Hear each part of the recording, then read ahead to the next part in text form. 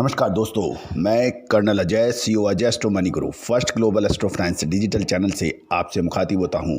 आज 20 फरवरी सन 2022। आज के एपिसोड में हम पल्सेस के ऊपर बात करने वाले हैं, विशेषकर मूंग के ऊपर।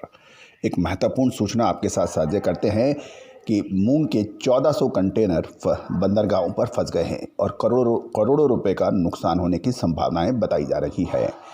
कारोबारियों का कहना है कि मूंग की आयात नीति में अचानक परिवर्तन के कारण आयातकों को कई सौ करोड़ का नुकसान हो सकता है, क्योंकि म्यांमार और पूर्वी अफ्रीका यानी ईस्टर्न अफ्रीका के जैसे स्थानों से लगभग 50,000 टन मूंग 31 मार्च से पहले आने की तैयारी थी। लेकिन केंद्र सरकार ने 11 फरवरी को एक अधिसूचना में मूंग के आयात को प्रतिबंधित श्रेणी में डाल दिया है, यानी रिस्ट्रिक्टेड कैटेगरी में डाल दिया है और तत्काल प्रभाव से मुक्त श्रेणी से हटा दिया है। Indian pulses and grains association के वाइस चेयरमैन विमल कोठारी जी ने कहा है कि हम नुकसान की मात्रा निर्धारित नहीं कर सकते हैं, हालांकि ये बहुत बड़ा होने वाला है। नीति में अचानक बदलाव से चूक, मुकदमेबाजी और आपूर्तिकर्ता जैसे कई मुद्दों पर विश्वास खो बैठेंगे। कोठारी जी ने कहा है कि आयात अगले कई हफ्तों में देश में लाए जाने के कारण लगभग 50,000 टन मूंग के आयात सौदे कर सकते थे, जैसे कि शिपमेंट 31 मार्च तक होना था और शिपर्स भी शिपमेंट की तैयारी कर रहे थे। इस प्रक्रिया से उन्हें भारी नुकसान होने की संभावना बन रही है और ये बिना सोचे समझे लिया गया फैसला है, ऐसा मानना है मिस्टर कोठारी का। जहां हम किसानों के हितों की रक्षा करने वाली सरकार का स्वागत करते हैं, वहीं कारोबारी समुदायों के हितों को भी ठेस नहीं पहुंचनी चाहिए। गौरतलब है कि सरकार ने ये कदम किसानों को मूंग की सही और वाजिब दाम मिले, इसको देख के ये कदम उठाया है। और मूंग के ऊपर गौरतलब है कि हम लगातार आपको अपडेट दे रहे हैं कि मूंग के अंदर अच्छी तेज़ी की संभावनाएं बन सकती हैं।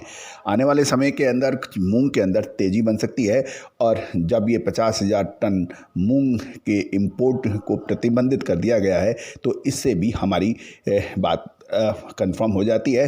गौरतलब है कि हमने अपने सभी क्लाइंट्स को, अपने सभी विशेष रिपोर्ट धारकों को ये अग्रिम विश्लेषण देने का प्रयास किया था कि इस साल मूंग के अंदर अच्छी तेज़ी बनने की संभावना बन सकती है।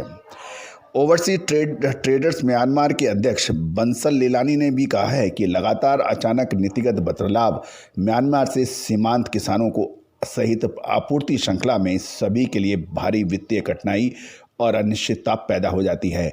म्यांमार के व्यापारियों ने मुक्त आयात नीति के आधार पर म्यांमार से मूंग के निर्यात के लिए सौदे किए हैं। कि लीलानी जी ने कहा है कि ये सौदे 31 मार्च सन 2022 तक के हैं और इसके लिए भारतीय आयातकों से एडवांस पेमेंट भी लिया गया है।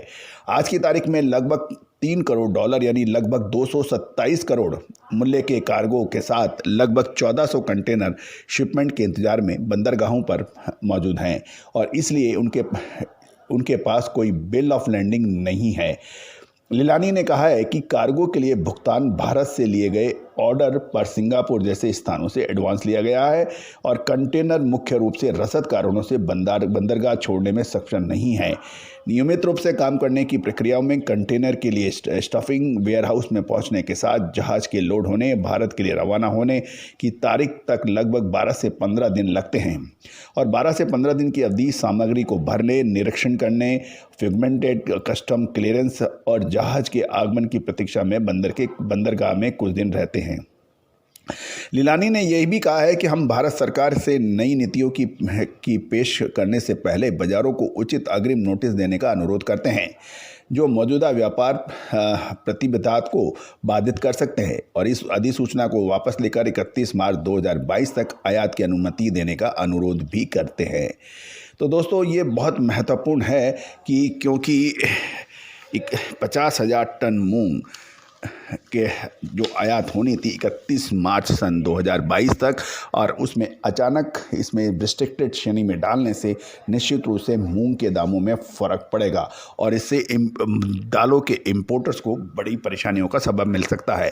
गौरतलब है कि हमने आपको सबसे पहले कोशिश की थी कि पल्सेस के अंदर तेज़ी की अग्रिम विश्लेषण दिया था। उम्मीद है कि आप सभी दर्शकों ने एवं हमारे क्लाइंट्स ने इसका भरपूर लाभ उठाया होगा।